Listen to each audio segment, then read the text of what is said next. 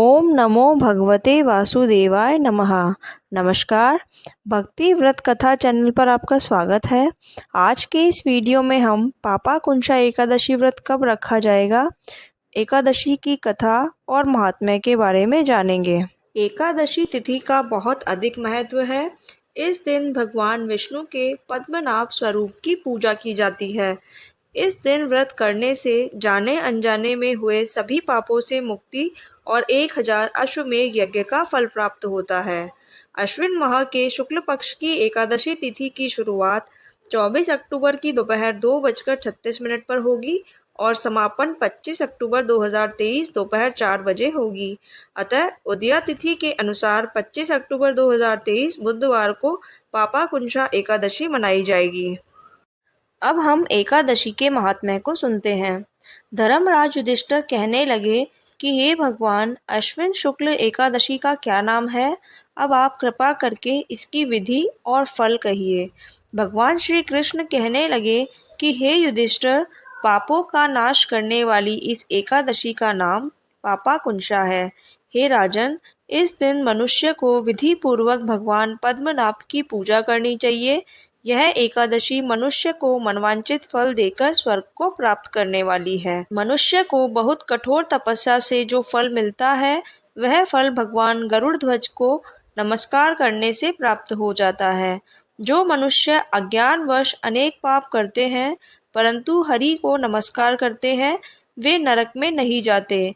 भगवान विष्णु के नाम कीर्तन मात्र से संसार के सभी तीर्थों के पुण्य फल मिलता है और कभी यम की यातना भोगनी नहीं पड़ती। जो मनुष्य वैष्णव होकर भगवान शिव की और शैव होकर भगवान विष्णु की निंदा करते हैं, उन्हें नरक की प्राप्ति होती है। सहस्त्रों वाजपेय और अश्वमेध यज्ञों से जो फल प्राप्त होता है, वह एकादशी के व्रत के 16वें भाग के बराबर भी नहीं है। संसार में एकादशी के बराबर कोई पुण्य नहीं है, इसके बराबर कोई व्रत नहीं है। यह एकादशी स्वर्ग, मोक्ष, आरोग्यता, सुंदर स्त्री तथा अन्न और धन की देने वाली है।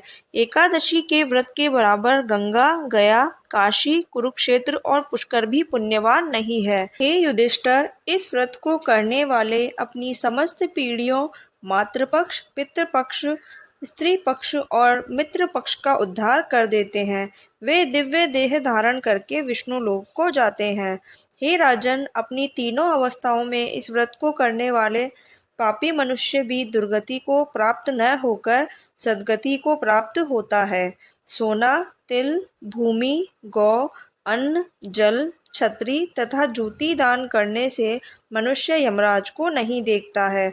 जो मनुष्य किसी प्रकार के पुण्य कर्म किए बिना जीवन के दिन व्यतीत करता है, वह लोहार की मिट्टी की तरह सांसें लेता हुआ निर्जीव के समान रहता है। निर्धन मनुष्यों को भी अपनी शक्ति के अनुसार दान करना चाहिए तथा धनवान को सरोवर, बाग, मकान आदि बनवाकर दान करना चाहिए।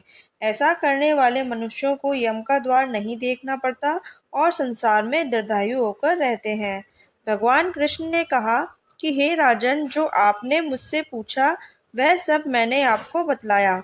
अब आपकी और क्या सुनने की इच्छा है? युधिष्ठिर बोले कि हे जनार्दन, अश्विन शुक्ल एकादशी की कथा क्या है? कृपा करके यह भी सुनाइए। तब श्री कृष्ण बोले, पौराणिक कथा के अनुसार विंध्याचल पर्वत पर क्रोधन नामक एक बहेलिया रहता था। वह बहुत क्रूर और हिंसक था। उसका सारा जीवन हिंसा, लूटपाट, मदपान और गलत संगति में ही बीता था। एक दिन अचानक उसे जंगल में तपस्या करते हुए अंगिरा ऋषि मिले। बहेलिये ने अंगिरा ऋषि से कहा कि मेरा कर्म बहेलिये का है, इस कारण मुझे न जाने कितने ही निरीह पशु पक्षियों को मारना पड़ा है। मैंने जीवन भर पाप कर्म ही किए हैं, इसीलिए मुझे नरक ही जाना पड़ेगा। अब आप कृपा करके मुझे कोई ऐसा उपाय बताएं जिससे मेरे सारे पाप मिट जाएं और मोक्ष की प्राप्ति हो। उसके निवेदन से महर्षि अंगिरा ने उसे अश्विन शुक्ल की पापाकुंशा एकादशी का विधि पूर्वक व्रत करने को कहा और उस बहेलिये ने महर्षि के बताए अनुसार पापाकुंशा एकादशी का व्रत रखा और भगवान विष्णु का पूजन किया। भगवान विष्णु की कृपा से बहेलिये को सारे पापों से छुटकारा मिल गया और मृत्यु के बाद जब यमदूत बहेलिये को लेने के लिए आए तो पापा कुंशा एकादशी के व्रत करने से उसके पाप मिट गए और यमदूत बहेलिये को लिए बिना ही यमलोक चले गए। बहेलिया भगवान विष्णु की कृपा से बैकुंठ लोक को गया। बोलिए लक्ष्मी नारायण भगवान की जय। के बाद जब यमदूत बहेलिये को लेने के लिए आए तो पापा कुंशा एकादशी के व्रत करने से उसके पाप मिट गए और यमदूत बहेलिये को लिए बिना ही यमलोक चले गए।